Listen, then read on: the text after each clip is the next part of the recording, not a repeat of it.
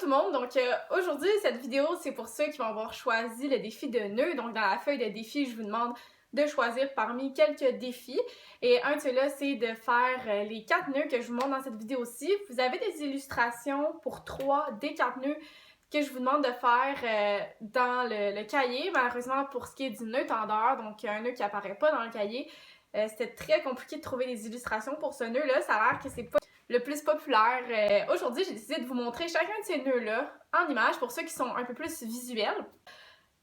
Donc voilà, c'est ça qui est au programme.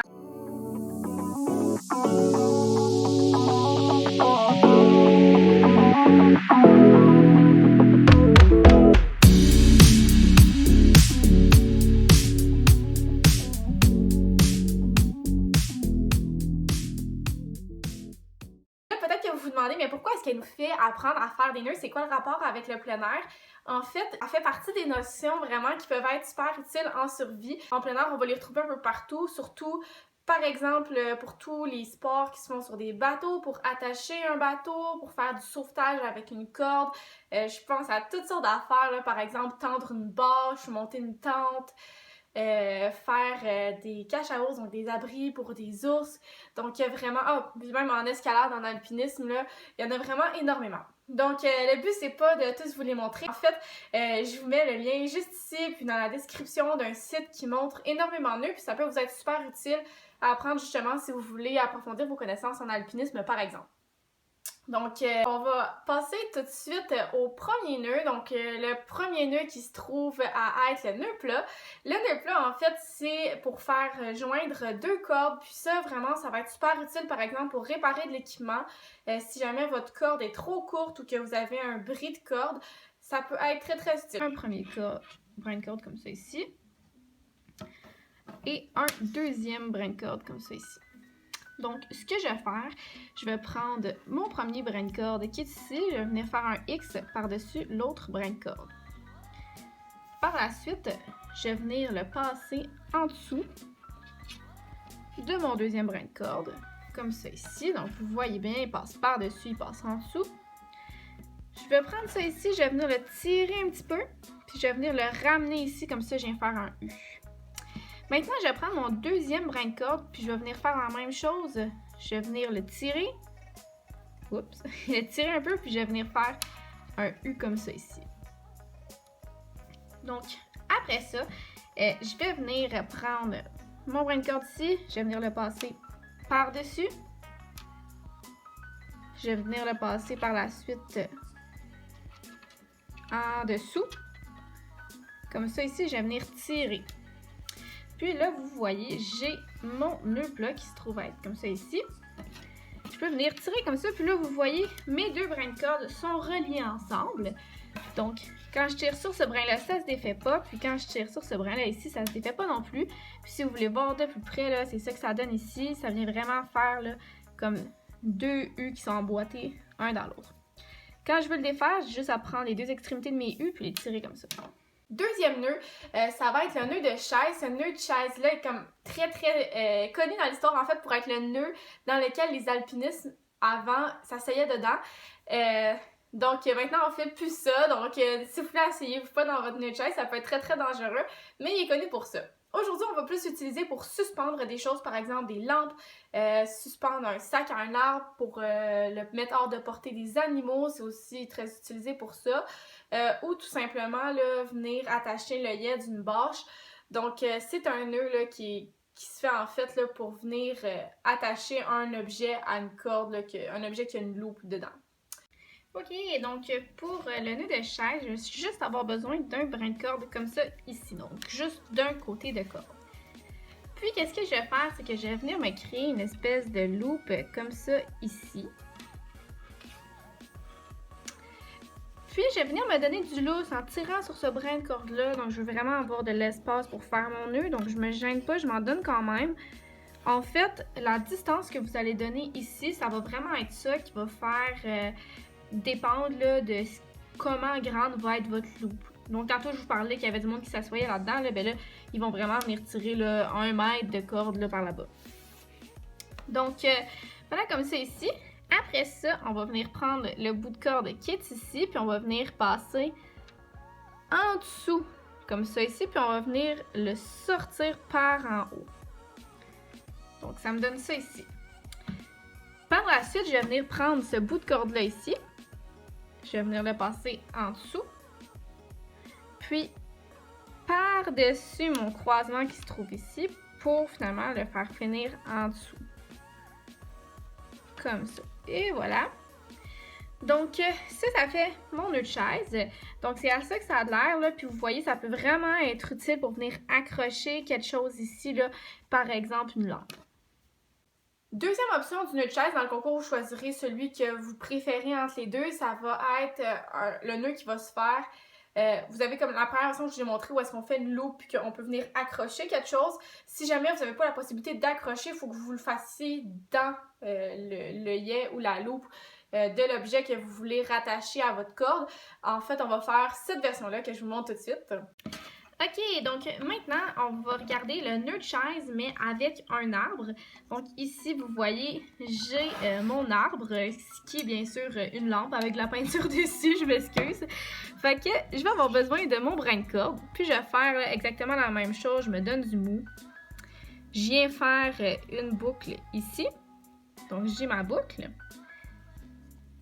Puis, je vais venir là, tout simplement passer ma corde autour de mon arbre, comme ça ici. Donc, c'est à ce moment-ci où je vais venir relier mon nœud de chaise à mon arbre.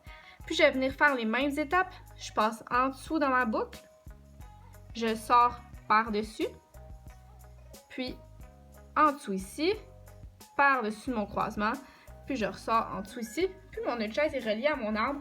Puis ça, vraiment, là, c'est super solide. Vous voyez, d'en haut, ça a l'air de ça ici. Et voilà. Maintenant, je vous montre le nœud en 8. C'est probablement le nœud le plus complexe de cette vidéo aussi. Mais en fait, un de ceux que je pense que vous avez le potentiel d'avoir beaucoup de fun avec. En fait, c'est le nœud qu'on utilise en escalade pour attacher notre harnais à la corde. En fait, c'est super important de bien savoir faire ce nœud-là. Donc, vraiment le faire parfaitement parce que sinon, il peut y avoir des accidents très graves qui arrivent. Donc, je vous le montre pour que vous pratiquiez. Mais allez passer une accréditation avant d'aller faire de l'escalade avec le nœud en 8 parce que justement, là, c'est super important de très très bien le faire. Ça va prendre une longueur de bras de corde, donc d'une épaule jusqu'au doigt de votre autre main. On va garder la main sur le bout de la corde là, qui correspond à cette longueur-là. Puis, vous voyez, là, je vais venir garder mon doigt là-dessus, puis je vais vous raconter une histoire. Je suis désolée, cette histoire-là, je la raconte à mes enfants de 3 ans dans mes cours d'escalade. J'ai vraiment cherché pour trouver une version plus adaptée à vous, mais j'ai pas trouvé. Donc, si jamais vous trouvez, vous m'en donnerez des nouvelles. Donc, je vais venir faire une loupe comme ça ici, en venant juste tourner ma corde vers moi. Ça me fait une loupe comme ça.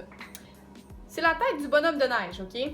Maintenant, on va venir mettre un foulard autour du bonhomme de neige. Donc, je prends ma corde, je l'amène vers moi, puis je l'amène dans le côté opposé à moi. Je viens de mettre un foulard à mon bonhomme de neige. Puis maintenant, je vais vouloir mettre une carotte dans la face de mon bonhomme de neige. Donc, je vais venir tout simplement mettre ma corde comme ça dans la loupe, puis ça va me faire mon nœud en 8. Vous voyez, ça ressemble à ça ici. Ça fait vraiment comme un 8. Je sais pas si vous voyez le 8 ici. Donc, malheureusement ou heureusement, c'est pas fini. En fait, on va vouloir venir attacher notre harnais à ce nœud en 8 là. Donc, je vous montre tout de suite qu'est-ce que ça donne dans un harnais. Je vais venir tout simplement prendre mon nœud en 8 que vous voyez ici. Venir le passer dans la boucle ici de mon harnais. Puis dans cette boucle-là. Donc, j'ai oublié de le spécifier, mais vraiment, là, si vous n'avez pas de harnais, c'est pas grave parce que vous avez juste à le faire là, sur n'importe quoi, une poignée de porte, une poignée de frigo, n'importe quoi qui crée une loupe. En fait, je vous le montre juste pour quand vous allez avoir un harnais.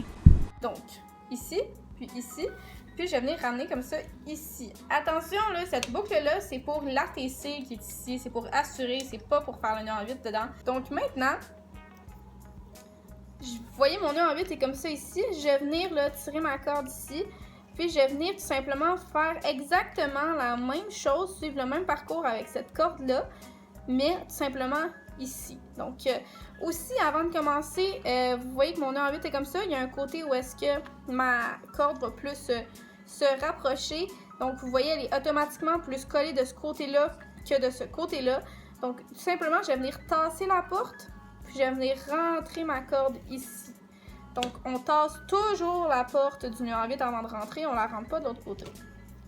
Ensuite, je vais venir suivre le même parcours que cette corde-là suit. Exactement, donc vous voyez, je vais venir... Cette corde-là passe là, ici en dessous, je vais venir passer en dessous aussi. Ensuite, la corde va venir passer ici, en dessous de ces deux cordes-là. Donc, je vais venir passer ici, en dessous des deux cordes. Puis ensuite, elle va venir passer par-dessus ici. Je vais venir faire exactement la même chose. Je vais venir passer par-dessus. Et puis, elle vient passer ici, en dessous des deux cordes. Je vais venir passer hop, en dessous de mes deux cordes ici. Et ça vient faire mon nœud en 8 qui ressemble à ça au final. Donc, maintenant qu'on a vu le nœud en 8, on va voir le dernier nœud, le fameux nœud tendeur qui est probablement un des nœuds les plus utilisés en plein air. Probablement que nœud tendeur, ça vous sonne déjà une cloche. En fait, c'est un nœud qui est utilisé pour tendre des choses. Donc, on va l'utiliser là pour, par exemple, venir tendre une bâche. Par exemple, si votre bâche est lousse, il y a plein de poches dedans, ça va être vraiment pas désirable parce qu'il y a de l'eau qui peut s'accumuler. Donc, à chaque fois qu'on va monter une bâche en plein air, on va le relier à un arbre avec ce nœud-là parce que ça va nous permettre de l'ajuster pour pas que le vent prenne trop dedans. Donc, vraiment, là, un nœud très style, puis ça peut permettre de tendre plusieurs choses. Donc, voilà. Ce que je vais faire, c'est un nœud tendeur. Donc, vous voyez, j'ai ma corde ici, j'ai mon brin de corde. Je vais venir tout de suite le passer autour de mon arbre. Comme ça ici. Oups. Parfait. Puis ici, à cette extrémité-ci, je vais venir faire un nœud tendeur. Vous comprendrez que dans la vraie vie, là c'est pour que ça rentre dans la caméra, mais dans la vraie vie, vraiment, je vais venir le faire plus loin dans mon arbre. En fait, plus loin je vais le faire, plus ça va me donner de possibilités de tendre. Donc là, je vais le faire très proche, mais normalement, c'est très très loin. Je viens faire une boucle. Je vais venir la mettre par-dessus ma corde, comme ça ici. Puis je vais venir tirer la corde qui était en dessous. Ça vient me donner une espèce de boucle comme ça ici. Maintenant, je vais venir prendre mon bout de corde ici, puis je vais venir tout simplement passer dans la boucle que j'ai créée. Donc là, vous voyez, là, normalement, ma tension là, est par là-bas. Puis moi, je vais venir tout simplement tirer comme ça pour venir tendre autant que je veux. Là, ça va être vraiment plus tendu. Là, je peux donner du lousse. Donc vraiment, là, c'est comme ça que ça va fonctionner. Puis, quand je vais vouloir venir, là, c'est tendu à mon goût. Là, je vais pouvoir venir le barrer. Donc, je vais venir faire un autre nœud tendeur. Donc, je passe par-dessus. Je viens mettre ma corde en dessous. Je tire ici. Puis, je vais venir tout simplement la coter comme ça ici. Puis en fait, ça, pourquoi c'est super utile, c'est que ma corde, quand elle va être super tendue, si je fais un autre nœud, ça va être ultra difficile de les faire. Mais là, ici, j'ai seulement à tirer comme ça. Flou, ça va se défaire. Comme ça, puis ici, je tire sur mes deux bouts, puis ça se défait tout seul. Donc, j'espère que vous avez aimé cette vidéo. J'espère que vous allez pratiquer vos nœuds. C'est vraiment... les nœuds, on dirait que soit on adore ça, soit on n'aime pas ça. Moi, je vous le cacherai pas. J'ai jamais été super forte sur les nœuds, mais je trouve ça quand même très style d'en savoir quelques-uns pour pouvoir me débrouiller quand je suis en plein air ou en survie. Donc, bye bye! Bonne journée!